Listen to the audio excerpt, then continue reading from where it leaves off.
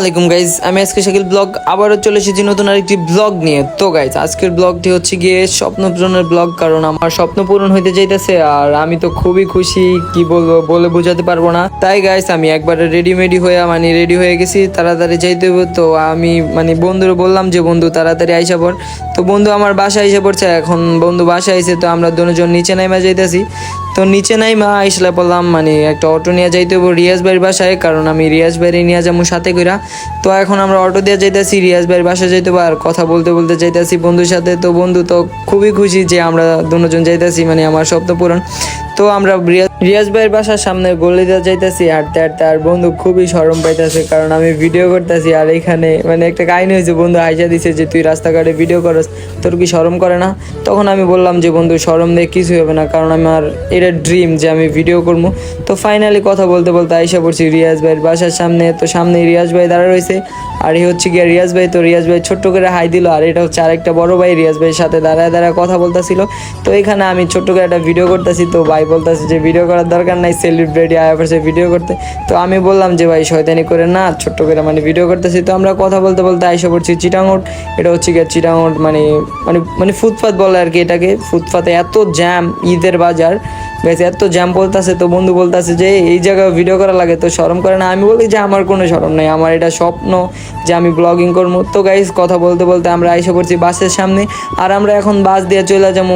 আপনারা তো জানেন আমার কি স্বপ্ন, এটা তো এখনও জানেন না। তো আপনারা ভিডিওটা দেখলে বুঝতে পারবেন যে আমার স্বপ্নটা কি।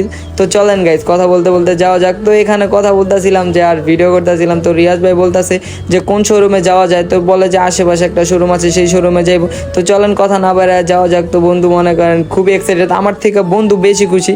তো রিয়াজ ভাই ভাড়া দিতেছে ইন্দা, তো আমরা দুজন ইন্দা ভিডিও করতেছি, ছোট্ট করে একটা ভিডিও করে নিলাম। ভিডিও করতে করতে দেখতেছি যে গাইস আমরা লোকাল বাসে উঠে গেছি, আর লোকাল বাসের যাত্রী গাইস অমায়িক যাত্রী, ঠেলা যেতেছে না। তো আমরা একটু গেটের সামনে যেতেছি। তো ফাইনালি আমাদেরকে টাইনা একবারে নিয়ে আসছে অনেক দূরে। তো রিয়াজ ভাই তো পুরো কনফিউজ হয়ে গেছে, কারণ 8টার উপরে বেজে গেছে, এখন রাত প্রায় 8টা বাজে, আর 8টা বাজে শোরুম বন্ধ হয়ে যায়। তো বাস আলা আমাদেরকে অনেক দূরে নামাই দিতেছে, আর আমার মাথা একদমই গরম হয়ে গেছে। এখন আমাদের রিক্সা নিয়ে যাইতে হবে শোরুমের সামনে। তো আমরা ফাইনালি রিক্সা নিয়ে নিছি, আর রিক্সা দিয়ে এখন যাইতে হবে শোরুমের সামনে। তো রিয়াজ ভাই বলতেছে যে দেখছো কত দূরে নামাই দিছে, এখন আমাদের তাড়াতাড়ি যাইতে হবে। তো আমরা এখন রিক্সা পাই গেছি, আর রিক্সা দিয়ে যাইতেছি, আর রিক্সাওয়ালা মামা খুব তাড়াতাড়ি নিয়ে আসছে আমাদের শোরুমের সামনে। তো গাইস আপনারা শোরুমের লুক দেখে বুঝে ফেলছেন যে আমরা কি নিতে আসছি আর আমার স্বপ্নটা কি। তো গাইস আমরা এখন শোরুমের সামনে আয় পড়ছি, আর এই যে রিয়াজ ভাই রিক্সা ভাড়া দিয়েছে, আর এই যে আমার বন্ধু আমার সামনে, আর ও তো খুবই খুশি, আমার থেকে বেশি খুশি গাইস, বলে বুঝাতে পারবো না। তো চলেন ভিতরে যাওয়া যাক। তো কথা বলতে বলতে আইসা পড়ছি শোরুমের ভিতরে, আর শোরুমের ভিতরে দেখেন গাইস ভিউটা দেখেন, এক একটা মানুষের স্বপ্ন, এক একটা মানুষের ড্রিম এইখানে দেখেন গাইস, আপনারা দেখলেই বুঝতে পারবেন। আর এক একটা ছেলের থাকে একটা স্বপ্ন যে সে একটা বাইক কিনবে আর একটা বাইক চালাবে।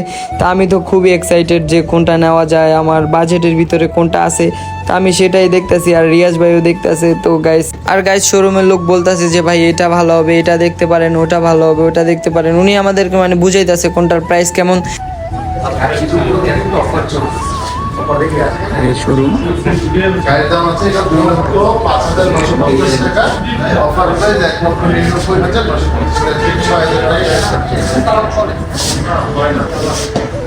আমি সামনে দেখবো।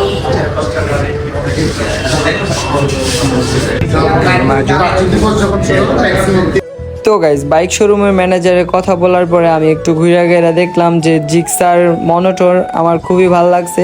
তো বলতেছে যে এটাই পারচেস করতে পারেন, আপনার হাইটে অনুযায়ী সব মতো ঠিক হবে। তো আমি হাইট মাপার জন্য আর কি উঠলাম গাড়িটাতে। দেখেন গাইস আমার কেমন মানাইছে কিনা সেটাই দেখেন।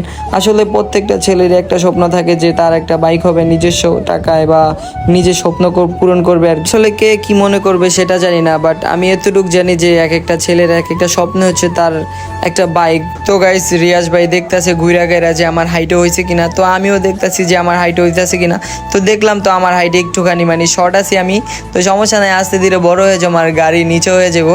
তো সমস্যা নাই, উঠলাম দেখা মেঘা উঠলাম। তো আমার তো খুবই ভালো লাগছে, আমি তো পুরো ঘুরা গেরা দেখতেছি যে গাইস আমার জীবনের প্রথম স্বপ্ন পূরণ হইতে যেতেছে গাইস। তো গাইস উইটা দেখার পরে উনি বাইকটা একটু সরাই দিতেছে যে আপনারা ভালো করে ঘুরা গেরা দেখেন। তো বলতেছে যে আমি টাইনা দিতেছি, আপনারা দেখেন আর কি, যে আমি সামনের দিকে আইনা দিতেছি। দেখাইতেছি একটু ভালো করে টাইনা আপনারা দেখেন, চারিদিক দিয়ে ঘুরা ঘেরা দেখেন।